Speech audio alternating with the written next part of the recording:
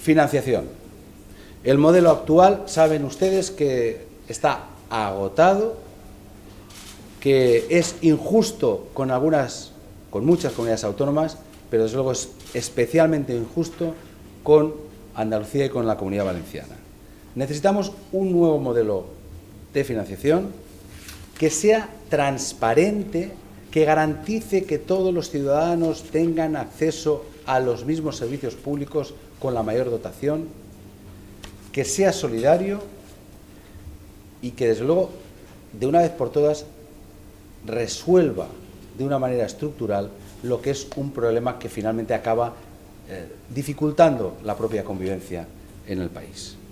El modelo de financiación actual se está aplicando incorrectamente y está provocando desequilibrio, y hay comunidades autónomas como la andaluza, como Valencia y como Canarias, que estamos mal financiadas, que está suponiendo, en el caso de mi tierra, Andalucía, en los 3 últimos años de liquidación, 2.800 millones menos.